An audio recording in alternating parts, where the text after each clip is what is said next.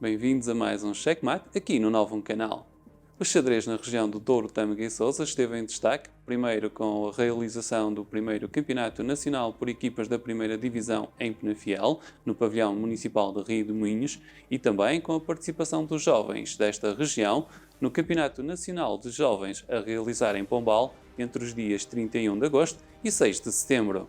No próximo Checkmate daremos mais atenção aos resultados alcançados pelos jovens desta região.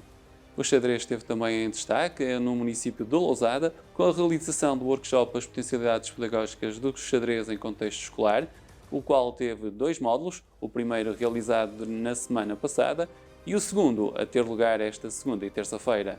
Esta é uma organização da Federação Portuguesa de Xadrez e do município de Lousada, contando ainda com o apoio do Agrupamento de Escolas de Lousada e o CEFAI Sousa Nascente, sendo destinada a professores e visando explorar as potencialidades do xadrez na aprendizagem e no fomento do sucesso escolar. Um investimento do município de Lousada nesta formação de técnicos, tendo em conta a aposta do município no xadrez. E a terminar, o xadrez foi também um dos workshops nas 7ª Jornadas da Educação promovidas pelo município de Lousada, contando com um elevado nível de participação por parte dos professores.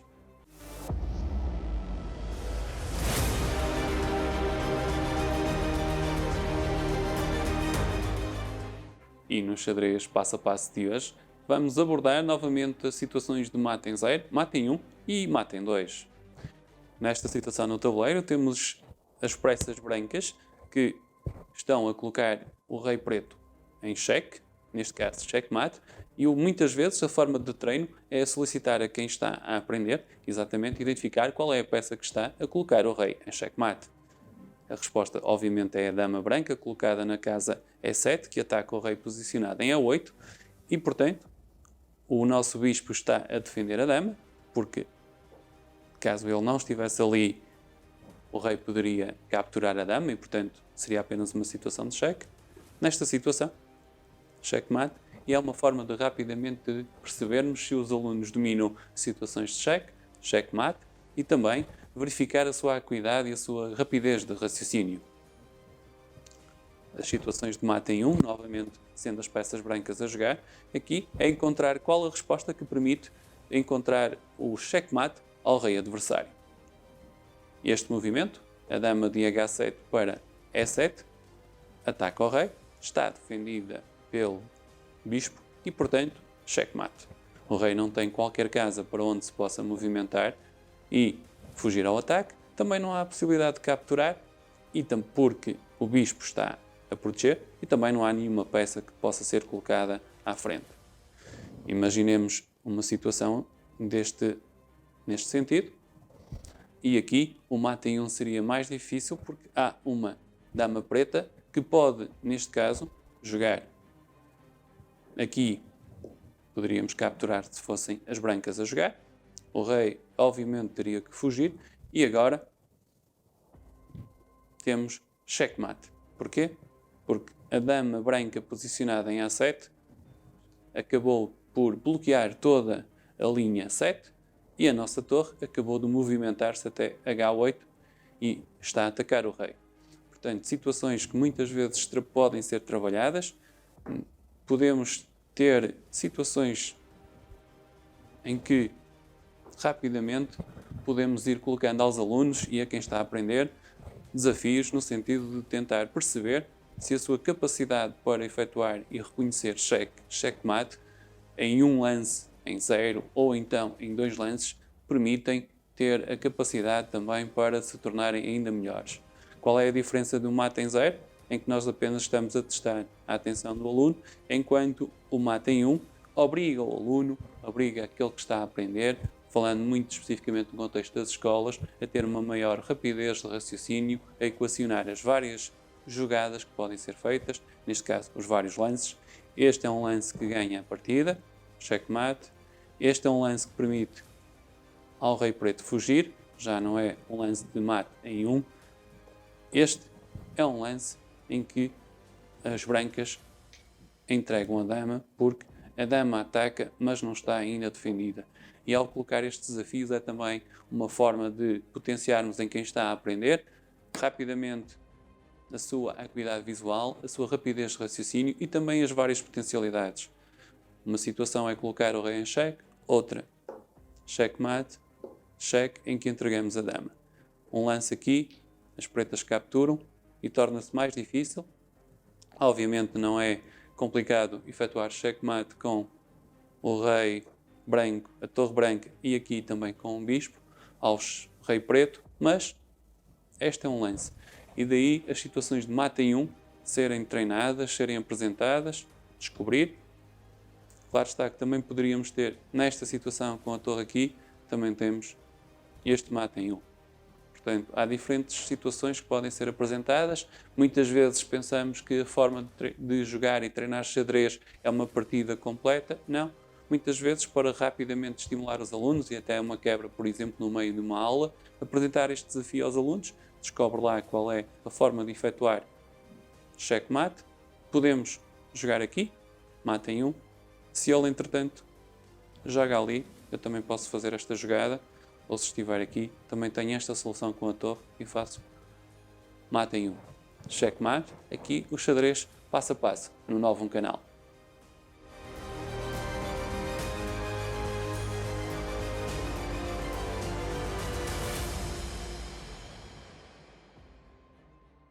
E voltamos no nosso checkmate para uma conversa com Luís Nuno Barrigoto, da Associação de Xadrez da Torre de Montemoro Novo, para nos falar sobre a sua experiência no xadrez, principalmente na escola, onde recorre ao xadrez para a estratégia de fomentar o sucesso escolar, a socialização dos alunos e também para gradualmente ir melhorando os resultados.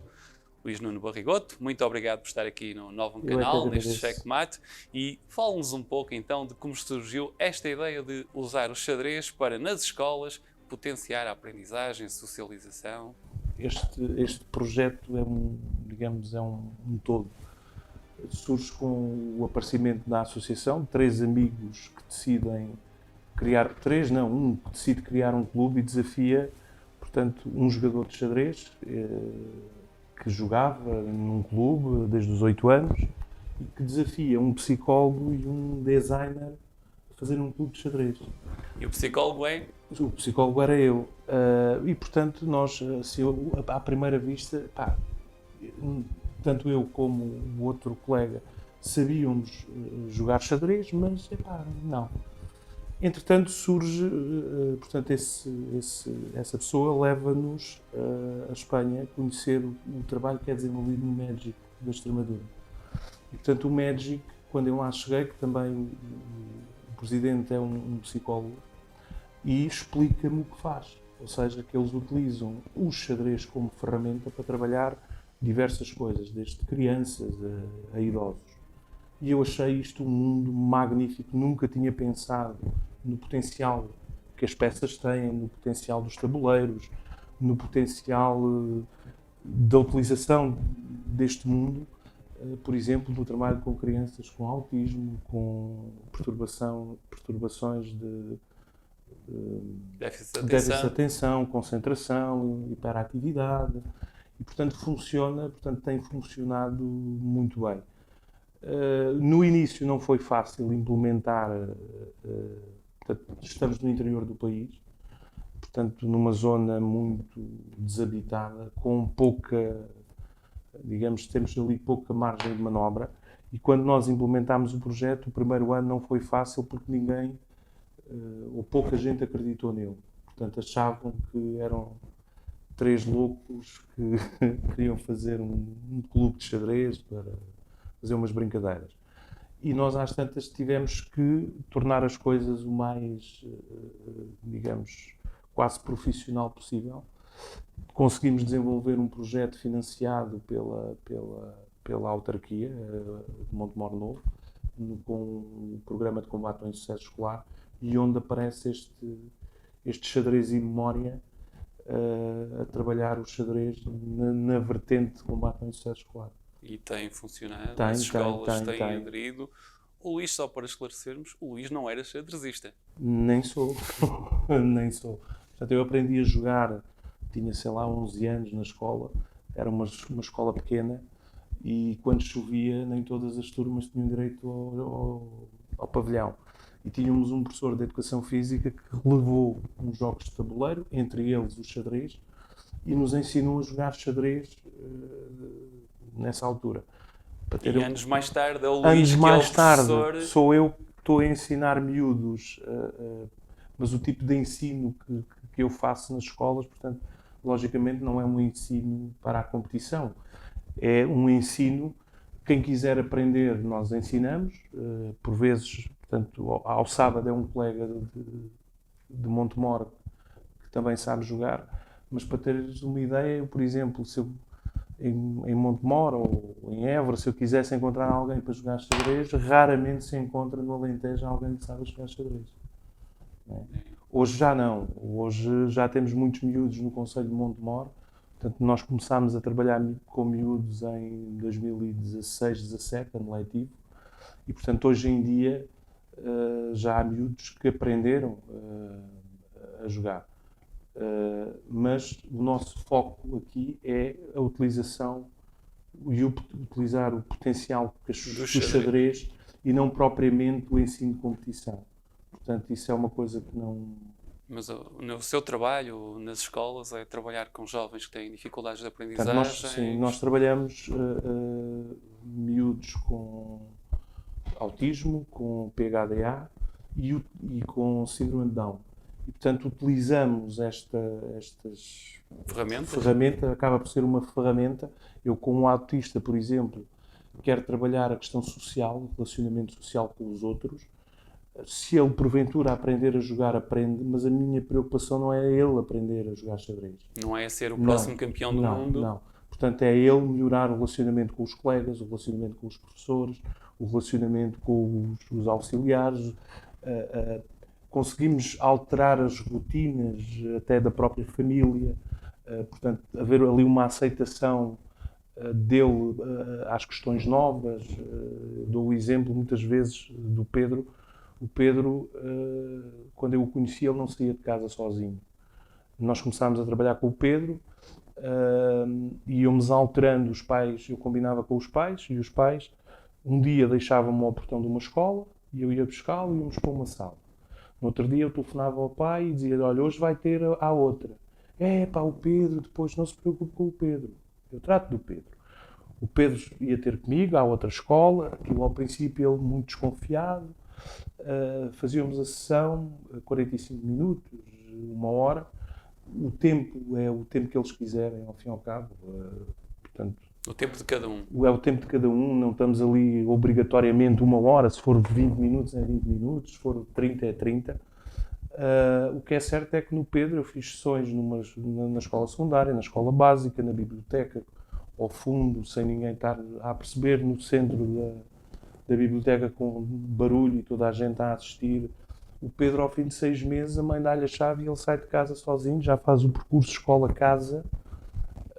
Já consegui que ele fosse fazer um torneio que nós organizamos ali no concelho, portanto, para os miúdos e até para alguns idosos, de um clube que houve em Montemor há muitos anos. Ainda se encontram alguns senhores já com uma certa idade que sabem jogar. Ainda praticam e a gente convida-os e eles vão. E é giro ver o Pedro, por exemplo, a jogar, a ir a um torneio, a confraternizar com outros miúdos. E, portanto, a socializar. E esse é o objetivo. Houve aqui um ganho notório relativamente à situação inicial. Sim. E lá está. O xadrez foi um pretexto o pretexto e é também a ferramenta. Mas de certeza há também outras valências do xadrez. Falou aí dos idosos. Sei que também trabalham... Os idosos, nós temos uma parceria com a Universidade Sénior de Évora, onde os idosos é mais difícil, tem sido mais difícil trabalhar. Quando se fala em xadrez, xadrez é para inteligentes. É logo a primeira... esse mito, essa ideia essa crença, quer dizer. Mas já fizemos algumas sessões. Os idosos, facilmente, a dificuldade que muitos têm é, por exemplo, a questão dos movimentos dos peões. Portanto, faz a confusão o peão andar para a frente e para capturar ser diagonal. E aqui diagonal. uma pequena questão. Com os jovens nota que não há essa dificuldade? É mais fácil a aprendizagem? É mais fácil, sim. Se compararmos a pessoa mais idosa com um mais novo, há essa dificuldade. Os jovens aprendem mais facilmente. é muito semelhante, quer dizer, se gostarem, há miúdos que não gostam, não é? Como em Como qualquer tudo na modalidade. vida. Mas é facílimo sentar-me com eles. Já tive miúdos que, se eu estiver na biblioteca, até o ano passado, o clube funcionava todas as tardes, e havia miúdos que me viam lá ao fundo. A gente tinha um espaço com uma série de mesas, tabuleiros, e eles iam-se aproximando. Não é? Então, mas posso... E, portanto, muitos foram aprendendo e aparecendo ali De livre vontade. livre vontade. Portanto, nós no início do ano fizemos uma sessão nos dias de acolhimento. Depois também temos os pais que querem obrigar os filhos e isso não resulta. Mas muitos dos miúdos que nos foram aparecendo foi sempre por iniciativa deles. Tirando depois aqueles casos mais específicos. Que é um trabalho específico. Que é um trabalho já com o ensino especial, portanto com as professoras de ensino especial. Com a equipa multidisciplinar que hoje existe na escola, a EMAI, e portanto há ali, nós fazemos ali digamos uma parceria entre todos, e eu só quero, os primeiros que eu quero é os mais difíceis. Os casos mais difíceis são os que eu quero. Também pela formação? Sim, pela formação e pelo prazer que me dá a ver depois a evolução deles, não é? E ver os pais a verem que o miúdo, hoje em dia, nós temos, por exemplo, um que é medicado já há vários anos, um caso de PHDA muito complicado, e o miúdo, a única coisa que o faz estar sossegado, atento, é o xadrez. E, portanto... Mais nada. E a mãe, eu quando conheci o Diogo, foi num evento que nós organizámos em Montemor, há muitos anos, logo no primeiro ano, em 2015, organizámos uns dias que tinha Lego, tinha xadrez, origami, e, portanto, vários tipos de jogos, e os miúdos iam circulando por ali. E o Diogo senta-se à minha frente, e eu comecei-lhe a explicar as peças e tal. Ao fim de 2 horas, e a mãe sentada mais ali umas cadeiras ao lado. A senhora devia estar com pressa, não sei. Ao fim de 2 horas, a senhora diz: então, mas, Diogo, estás a gostar?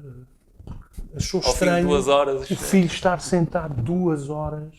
Sim, há essa dificuldade de entender muitas vezes que os jovens conseguem estar motivados, quando motivados, sentados várias horas. Depois, portanto, lá o Diogo acabou por querer sair e a mãe abordou-me, quis falar connosco e disse-nos: o meu filho e tal, estou estupefacto porque ele está aí sentado, mais de 10 minutos é uma coisa impensável. Afinal, 2 horas é possível. É possível. Portanto, o Pedro, eu trabalho com o Diogo, aliás, há 4 anos. Nota-se já, mesmo falando com os professores, porque depois, como trabalho na escola, parte do meu trabalho é feito na escola. Este projeto é desenvolvido também lá, já fora digamos, do meu horário, e vejo depois a evolução deles em termos de comportamentos, em termos de resultados escolares, por aí, e vai-se vendo, digamos, alguma evolução, e o que era o Diogo há 4 anos atrás já não é o Diogo mesmo. E falando das escolas, como é que foi essa receptividade inicial e agora? Há mudanças? As escolas aceitaram bem esta proposta do xadrez? Não, as escolas no início não foi fácil, como disse. Nós aparecemos no Alentejo, não foi fácil. No primeiro ano nós tentámos, por exemplo, abordámos o jardim de infância e oferecemos um projeto à instituição em que o faríamos de forma gratuita. O colégio rejeitou, a escola nesse ano também não quis, e nós pensámos: bem, ninguém está receptivo, o que é que vamos fazer? E foi aí que nós pensámos: ok, então vamos competir. O nosso objetivo, muitas pessoas, mesmo ligadas ao xadrez, pensam ainda hoje que nós, quando criámos a associação, o nosso objetivo era a competição. No entanto, são campeões nacionais em 2019, sim. Sucesso também, sim, importante. Sim. Este ano estiveram na luta pelo Estamos título. ainda. E, portanto, a competição veio-vos trazer a exposição que depois levou à Exatamente, aceitação ou nas seja, escolas. Nós percebemos que seria difícil e optámos, ok, vamos competir, vamos criar uma equipa de competição para competir a sério. No primeiro ano fomos campeões nacionais na terceira divisão, subimos à segunda, não subimos logo nesse ano no ano a seguir à primeira. Depois faltava-nos ali ainda alinhar ali várias coisas. No terceiro ano subimos à primeira divisão e o ano passado ganhámos o Campeonato Nacional, a Taça de Portugal, a Supertaça já este ano. Este ano, portanto, estamos empatados com o Dias Ferreira, o jogo é hoje à tarde e o que for será. Acho que já fizemos um bom resultado com a equipa que apresentámos. Até porque no plano desportivo têm também apostado em jovens valores de Sim, xadrez nacional. um jogador de xadrez demora muitos anos a formar. E uma das coisas que nós olhamos para o xadrez português, e eu principalmente, que venho de fora do mundo do xadrez, não consigo perceber, nem consigo perceber, é compreender, é até concordar a forma como se faz a formação dos jovens em Portugal. E isso a mim faz-me confusão. Mas essa é uma questão. O apoio da própria Federação Portuguesa de Xadrez à formação, aos jovens, na minha opinião, deixa muito a desejar. Como o nosso objetivo não é formar jovens, É trabalhar o xadrez. é trabalhar o xadrez nesta vertente, a nossa estratégia acaba por ser há jovens com qualidade, e nós temos o exemplo quer do Francisco Veiga, quer do Bruno Martins, dois jovens que nós apostámos neles, que lhe colocamos, digamos, uma estratégia. O nosso plano é este, para vocês. Aceitam ou não aceitam? Falamos com os pais, portanto, não há aqui um envolvimento direto, como muitos possam pensar, de questões financeiras. Portanto, a gente apresenta-lhe um plano de evolução. E eles pegamos aqui, vocês ou aceitam ou aqui. não. Aceitam ou não? E neste momento estão na vossa equipa? Estão na nossa equipa, dois jovens sub-18 que jogam uma primeira divisão, ok, nestas condições atuais, e que estamos com os mesmos pontos, duas equipas que têm feito um campeonato extraordinário, que chegamos à conclusão que este plano que nós desenvolvemos para eles neste último ano resultou.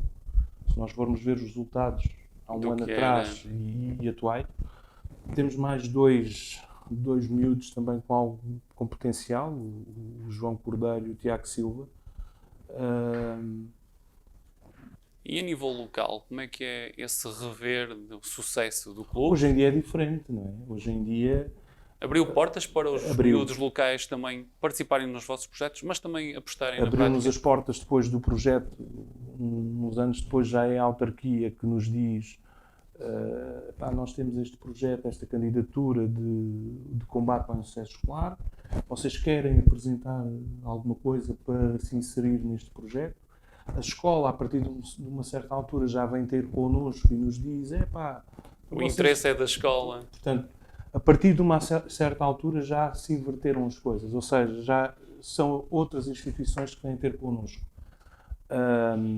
Nomeadamente também a Fundação Eugénio de Almeida.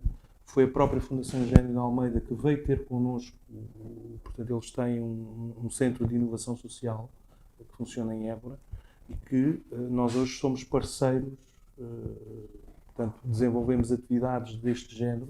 Eu antes de vir para Penafiel estive na Fundação Eugénio de Almeida em Évora a desenvolver uma sessão com 12 miúdos, tinha alguns com miúdos com autismo, e portanto hoje em dia já não somos nós que procuramos, não é?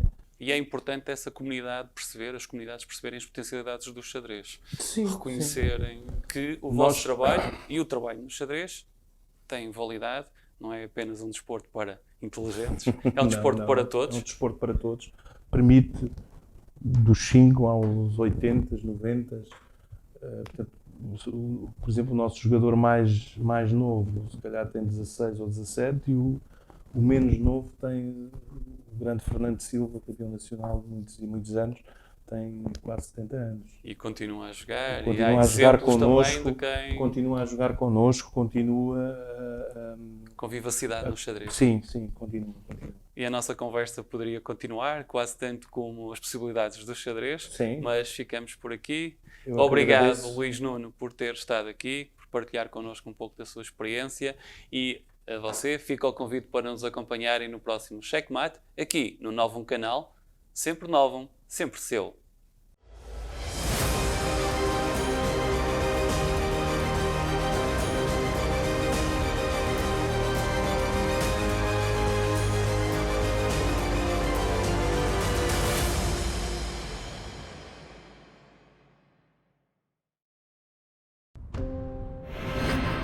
Novum Canal.